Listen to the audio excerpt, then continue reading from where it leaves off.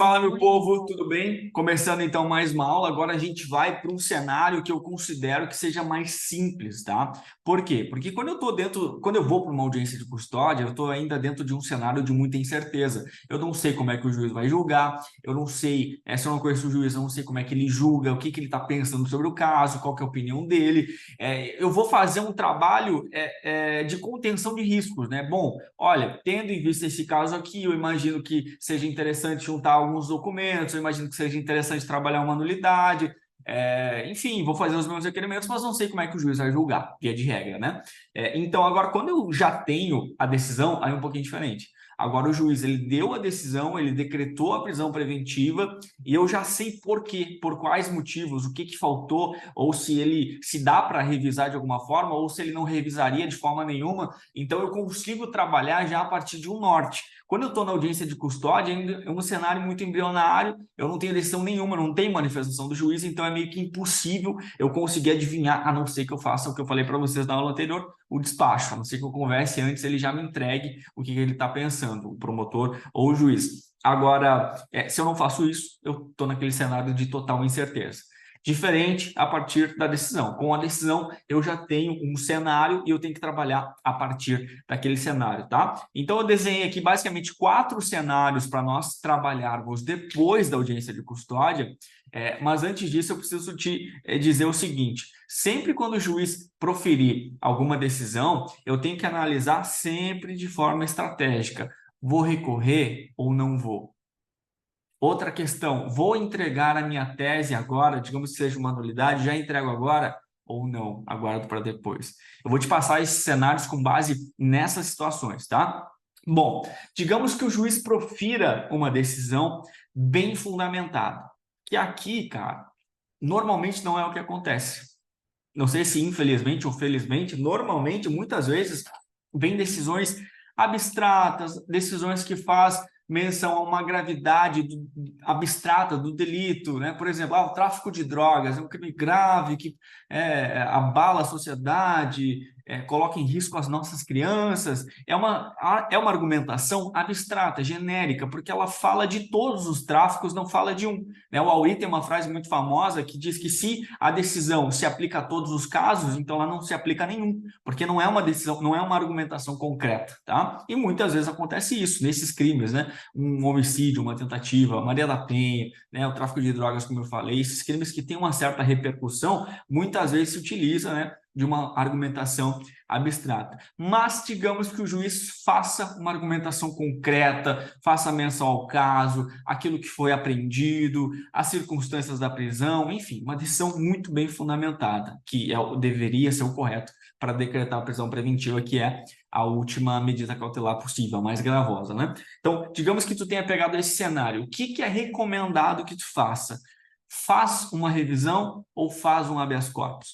Eu acho interessante, entendo interessante fazer uma reconsideração.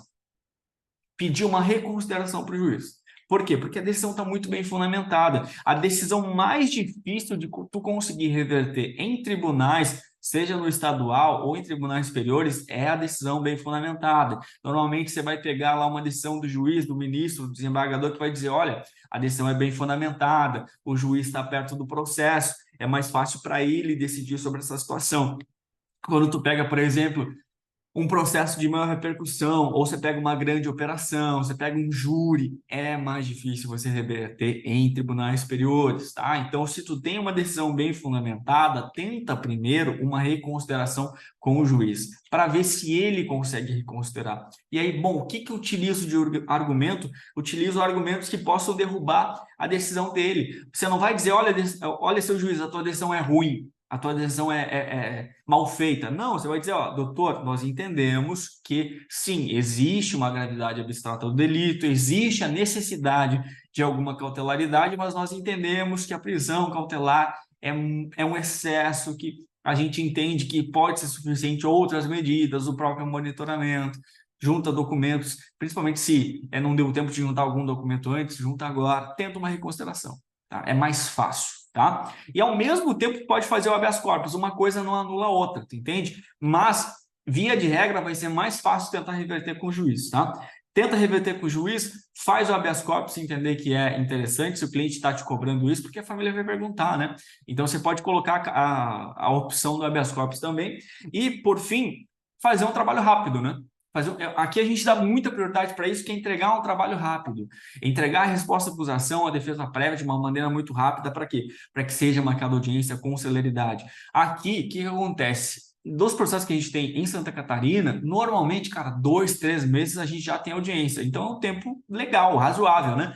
Tem outros estados que demoram muito mais, mas também tem aqueles processos mais complicados, com outros réus, né? A gente já teve, cara, eu acho que o máximo que eu já tive com um réu preso foi 11 meses de prisão cautelar. É bastante tempo.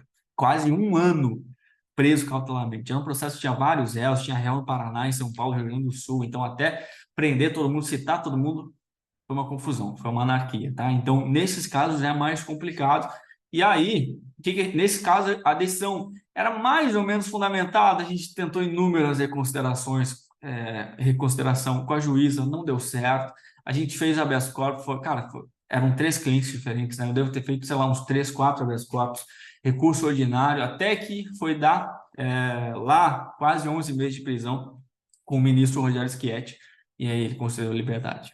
Demorou bastante, tá? Então, é isso que eu falo para vocês. A decisão nem era tão bem fundamentada assim, mas era um processo mais difícil, com vários réus. Então, seria mais fácil com o juiz, via de regra, mas essa juíza era muito complicada. Então, não estava dando nem de uma forma nem de outra, mas depois, felizmente, com o ministro Rogério Schietti. E se não fosse com ele, talvez não teria dado. Tu entende? Então, assim, é uma sinuca de bico. Por isso que eu falo, tudo tem que ser adaptado. Se tivesse caído na 5ª turma do STJ, esquece, não é dar de jeito nenhum. Entendeu? Então, tudo tem que ser de forma pensada, de forma estratégica. Fechou? Então é isso. Decisão bem fundamentada, você pode seguir os 2 caminhos e acelerar o processo, tá? O que der certo de forma mais rápida, você, né, agradece a Deus. Mas sempre faça essa menção de que em processos mais complicados, a revisão com o juiz é uma medida importante, tá? Bom, agora vamos para o outro cenário. Digamos que tu pegue uma decisão mal fundamentada. Ou porque o juiz decidia assim, ou porque era um juiz substituto, ou porque era um juiz plantonista que fez a decisão. Inúmeras situações podem fazer com que tu tenha uma decisão mal fundamentada. Ou porque tu fez um pedido muito simples, aquilo que eu falo para vocês, é uma estratégia. Fazer um pedido simples em audiência de custódia, não é que eu sou fraco. Eu quero que tu pense o seguinte, inclusive, ó, dica. Eu não faço jamais audiência de custódia ou os meus memoriais orais ou ostentação oral para impressionar o meu cliente.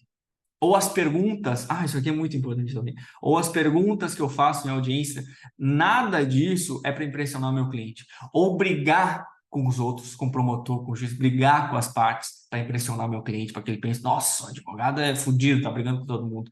Nada do que eu faço é para impressionar o meu cliente. Tudo é com objetivo no resultado. Então, às vezes, eu até antecipo para o cliente. Tem vezes que eu não vou perguntar nada para ninguém. Estou numa audiência de instrução, eu não vou perguntar absolutamente nada para ninguém. Ou vou fazer uma perguntinha e eu vou explicar para ele. Antes, olha, vou falar para ele, olha, a gente só tem testemunhas policiais. Se eu perguntar para os policiais, eles vão negar, eles vão inventar coisa, eles vão tentar fazer tudo o possível para legitimar a conduta deles. Então, não vou perguntar nada. Fica tranquilo, não estou sendo lerdo aqui, só estou... É pura estratégia. Para ti, a mesma coisa, não vou perguntar nada, enfim, sempre vou antecipar para ele o que eu estou fazendo. Porque se eu quisesse impressionar, eu iria lá, faria um monte de pergunta, pressionaria os policiais, brigaria, faria gritedo, né, na audiência, mas não é o objetivo impressionar ninguém. O objetivo é o resultado.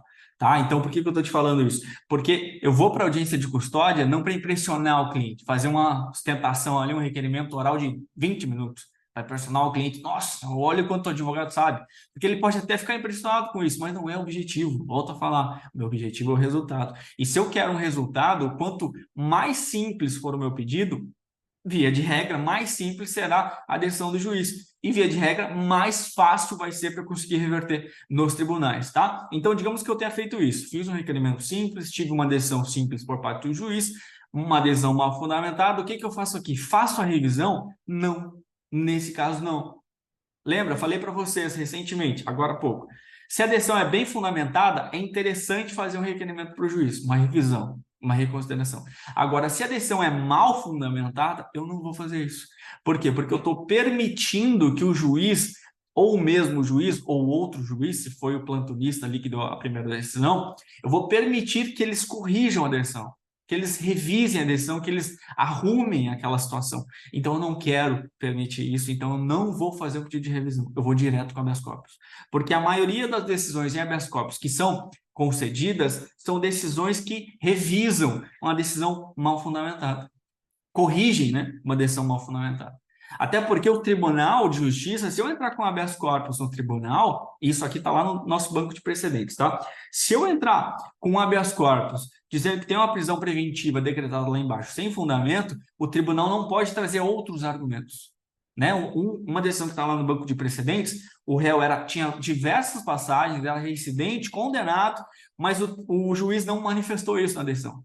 Aí a defesa entrou com habeas corpus dizendo esse argumento aqui não é suficiente, e o tribunal falou o seguinte, olha, vou manter a prisão, porque além da manifestação do juiz, o réu tem diversas passagens, é condenado a reincidente. O que a defesa fez? HC para o STJ, e o STJ concedeu a ordem para a concessão do alvará de soltura, porque o tribunal não poderia agregar novos argumentos à decisão. Se a decisão é ruim, o tribunal tem que se abraçar nessa decisão e segurar o rojão. Tem que segurar aquela decisão. Eles não podem agregar novos fundamentos por conta disso.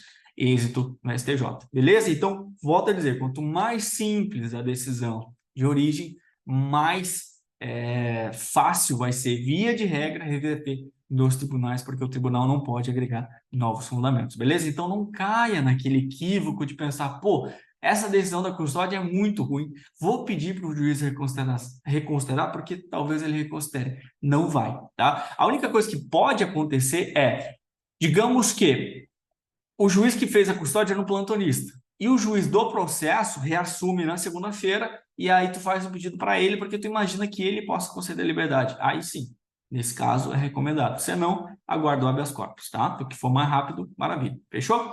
Bom, aí que a gente entra no terceiro ponto que eu ia falar para vocês. Decisão proferida por outro juiz. Você pode ter pegado o recesso, feriado, feriadão, final de semana, né? Foi um juiz plantonista, um juiz civilista que deu aquela decisão, precária decisão. Aí você pode subir com o habeas corpus direto. Se não conseguir eliminar, pede para o juiz. Porque o habeas corpus, normalmente, cara, 30 dias para ser julgado. 30 dias. Então tem que fazer uma matemática aí. 30 dias. Se eu conseguir eliminar, 1, 2 dias, maravilha. Se eu não conseguir, peço para o juiz. Porque a decisão final do habeas corpus é em 30 dias. Se der errado, eu tenho que ir para o STJ. Tentar uma liminar lá. Se não der liminar, mais 30 dias. Então, aí já foi 60 dias. Então, não posso ficar esperando, não posso depositar todas as fichas no habeas corpus. Se eu entendo que é um outro juiz que vai analisar o meu pedido, eu posso fazer um pedido para ele ao mesmo tempo que eu vou subir todos os tribunais para tentar reverter. O que der mais rápido, maravilha. Fechou? E a quarta situação seria a nulidade, tá? A nulidade. Apresentei uma nulidade para o juiz na audiência de custódia e ele negou. Aqui tem 2 cenários, tá? Ou eu entro com HC para trabalhar essa nulidade, ou eu não faço nada e aguardo a instrução, para não entregar toda a minha tese, para não encher o saco ali naquele momento. Eu tenho que fazer um raciocínio estratégico. Será que eu consigo resolver essa situação em sede de habeas corpus? Quando é aquela situação muito evidente, né? Por exemplo, a guarda municipal é pior ainda, né? Mas enfim, a polícia militar em rondas em uma região dominada pelo tráfico de drogas, viu um sujeito em atitude suspeita e resolveu abordar. Pode? Não pode. Por quê? Porque não é uma fundada suspeita, não existe um argumento concreto. O que é uma atitude suspeita? Não é um argumento concreto, não é comprovável, verificável. Qualquer coisa pode ser suspeito. O que é atitude suspeita? O que o Código de Processo Penal exige é uma atitude concreta, objetiva. Né? Por exemplo, entregou alguma coisa para alguém e recebeu alguma coisa de volta. Aqui a gente tem uma situação concreta. A atitude suspeita não é nada. Tá? Então, nesse caso, a gente tem uma nulidade que é fácil. É só ver o boletim de ocorrência, o que os policiais disseram, pronto, está resolvido. Sei que é uma nulidade, já consigo trabalhar isso nos tribunais. Agora, se for uma situação um pouquinho mais delicada, tem uma certa possibilidade de ser nulo ou não, geralmente a gente vai para a instrução. Então, eu deixo para trabalhar lá. Às vezes é interessante eu nem pedir em audiência de custódia para não entregar a minha tese, deixo para trabalhar depois. Então, eu tenho que verificar isso de forma estratégica, tá? O cenário que estava naquele momento. Para eu resolver antes da sentença, tem que ser algo muito claro, algo verificável ali, ó. abri o boletim de ocorrência e já percebi que é nulo. Se não for tão claro assim, aguarda, trabalha isso durante a instrução, traz o requerimento em memoriais. Se o juiz negar, aí você trabalha isso em recurso, com apelação, tá? Então é isso. Se for claro, trabalha antes. Se não for claro, trabalha depois. E aqui a questão é a seguinte, para fechar, né? Nessa questão do habeas corpus, antes de sentença, você tem que fazer um trabalho muito rápido. Não dá para perder tempo. Por quê? Porque eu tenho que conseguir uma decisão no STJ, que geralmente é quem concede decisão, antes da sentença. Então, volto a dizer, se eu tenho aqui processos que andam muito rápido, né? Aí tem processos aqui que em 2 meses estão julgados. Então, eu tenho 2 meses para conseguir a decisão. Se eu não conseguir em 2 meses, vai ser sentença, e aí o habeas corpus perde o objeto lá em cima. Aí eu vou ter que recomeçar tudo de novo. Porque eu estava brigando pela decisão da audiência de custódia. Agora, quando vem a sentença, é uma nova decisão. Então, essa aqui perdeu o objeto. Agora eu tenho que brigar contra a sentença. Tá? Se a minha sentença vier antes do habeas corpus, eu perco o objeto do habeas corpus. Beleza? Então, eu tenho um limite para trabalhar aquela situação antes da sentença. Se eu perder esse limite, eu vou perder o HC. Tá? Então, tem que ser muito rápido. Por isso que eu digo, quanto mais claro for, mais fácil é de conseguir um êxito. Se não for tão claro assim, melhor aguardar, trabalhar durante a instrução e recorre depois. Por isso que eu digo que é muito importante conseguir a liberdade do cliente em audiência, de custódia. Se eu conseguir a liberdade dele, eu tenho muito tempo para trabalhar. Agora, se o cliente ficar preso, eu tenho pouco tempo. Então, eu tenho que pensar de forma estratégica. Ou eu trabalho agora e já entrego minha tese, mas corro o risco de o HC não ser conhecido por perda de objeto, ou eu vou ter que acelerar o processo para conseguir uma sentença rápido para depois recorrer. E aí, se o cliente está preso, enquanto você vai ficando preso, aí tem cliente que vai ficar fazendo hora extra no presídio até a gente resolver, tá? Então, tem que pensar de forma muito estratégica e tem que ser muito rápido no trabalho. Teve a audiência de custódia hoje, cara, já entra com HC, rápido. Teve a decisão do HC, já recorre no mesmo dia. Tem que ser muito rápido para dar tempo. Fechou, meu povo? É isso. Qualquer dúvida, só chamar.